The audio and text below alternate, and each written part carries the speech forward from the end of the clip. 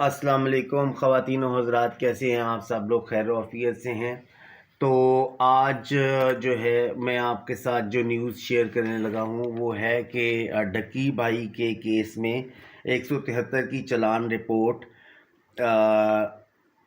अदालत में पेश हो गई है और केस जो है वो 3 जनवरी 2026 सैटरडे को मुतलका मजिस्ट्रेट साहब की अदालत में पेंडिंग है।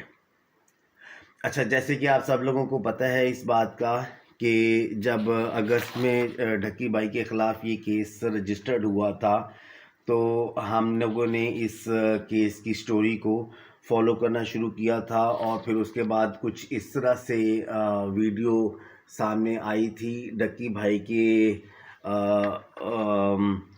गिरफ़्तारी के ख़िलाफ़, जब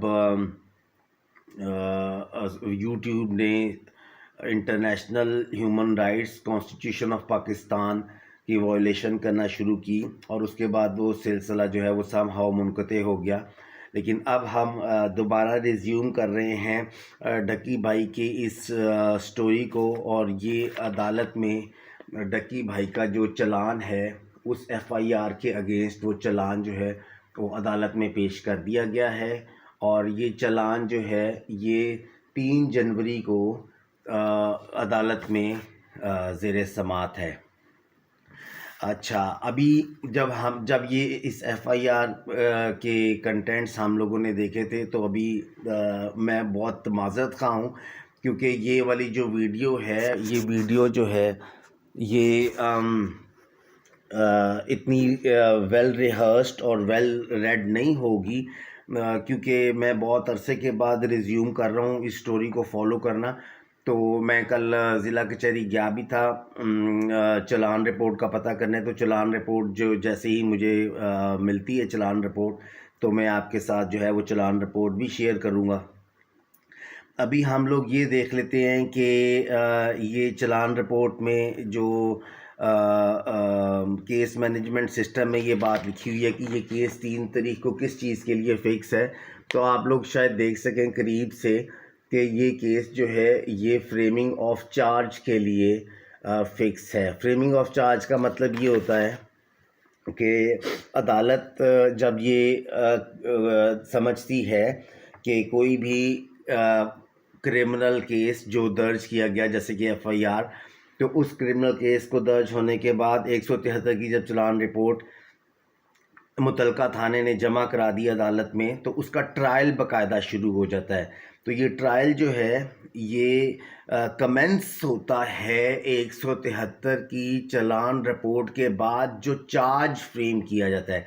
जैसे कि आप देख सकते हैं कि यहाँ पे लिखा हुआ है, अगर मैं आपको सही से दिखा सकूं, कि यहाँ पे लिखा हुआ है इस जगह पे कि फ्रेमिंग ऑफ चार्ज।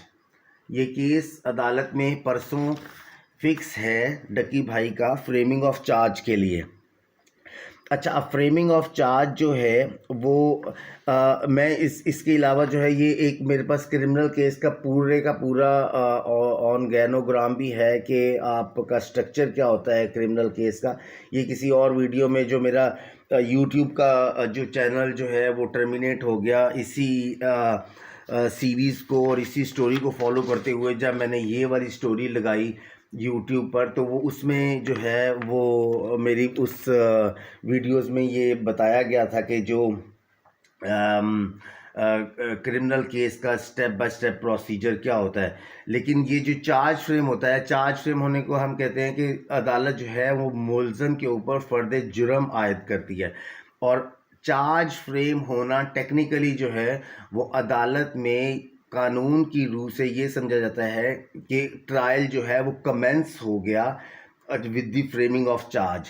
अच्छा, अभी मैं आपको जो है, अगर आप देख सकें यहाँ से अच्छे तरीके से, कि ये चैप्टर है 19, chapter 19 of code of criminal procedure of the charge, form of charges. ये चार्ज जो फ्रेम होता है ये section 221 of code of criminal procedure जो है वो चार्ज फ्रेम होता है।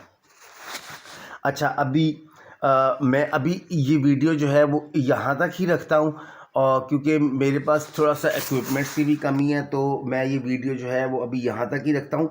नेक्स्ट वीडियो में जो शायद आजकल में ही वो वीडियो आ जाए, और इन दी मीनवाइल चार्ज का जो चालान रिपोर्ट पेश हुआ है 173 का, वो भी हमारे तक पहुँच जाए, तो मैं आप लोगों से डिस्कस कर लूँगा कि ये चार्ज जो है इसके कंटेंट्स क्या होते हैं। क्योंकि आप लोग जो हैं वो चूँकि इतने टेक्निकल नहीं हैं तो for as legal aspect is concern, लेकिन मैं आपको एक बात ज़रूर बताना चाहता हूँ कि ये जो चार्ज फ्रेमिंग का जो प्रोसेस होता है, ये सबसे इम्पॉर्टेंट प्रोसेस होता है for the commencement of trial.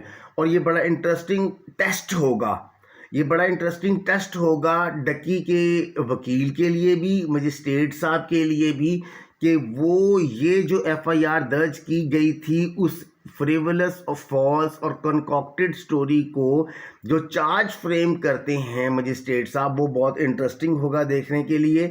दो पहलू हो सकते हैं इस बात में। एक तो ये पहलू हो सकता है कि मजिस्ट्रेट साहब जो हैं वो रूटीन का चार्ज फ्रेम कर दें, और वो फिर देखना होगा कि डकी भाई का जो वकील साहब है वो इस चार्ज को कैसे जो है टेक ऑन करता है। क्योंकि मेरी इन्फॉर्मेशन के मुताबिक जब आप लोगों ने ये देखा कि जब 15 दिन से ज़्यादा का रिमांड हो गया था डकी भाई का, तो फिज़िकल रिमांड, तो मैंने ये बात एजिटेट की थी उन वीडियोस में भी, और मेरी एक वीडियो रिट्रीव भी कर लिया है मैंने, वो भी अवेलेबल है कि 15 दिन से ज़्यादा का जो फिज़िकल रिमांड है वो भी नहीं दिया जा सकता था। और ये एफआईए वाले और ये जो साइबर क्राइम्स इन्वेस्टिगेशन विंग है, वो लोग भी ये बताते रहे कि जी कोई अमेंडमेंट हो गई है कि जिसकी वजह से ज़्यादा दिनों का रिमांड जो है वो दिया जा सकता है। लेकिन वो अमेंडमेंट मैंने तो ढूंढने की कोशिश की, लेकिन मुझे तो वो अमेंडमेंट नहीं मिली। अच्छा, अब गुजारिश ये है कि आप लोग चूँकि नॉन टेक्निकल हैं लीगल एस्पेक्ट्स के हवाले से, तो आप लोगों का सिर्फ जानना इतना ही ज़रूरी है कि चार्ज फ्रेम होना है डकी भाई पे 3 तारीख को, फ़र्द जुर्म आयद होनी है। अच्छा, एक बात और इंटरेस्टिंग देखते रह जाएं कि ये 3री तारीख है, ये आप अगर यहाँ से देखना शुरू करें कि ये 3री तारीख है कि 3री तारीख पे मुल्ज़म हाजिर यानी कि डकी भाई हाजिर अदालत आया है, लेकिन चार्ज फ्रेम नहीं हो सका। तो ये 3री तारीख है कंसेक्यूटिवली कि जब चार्ज फ्रेम होने के लिए ये डेट फिक्स है।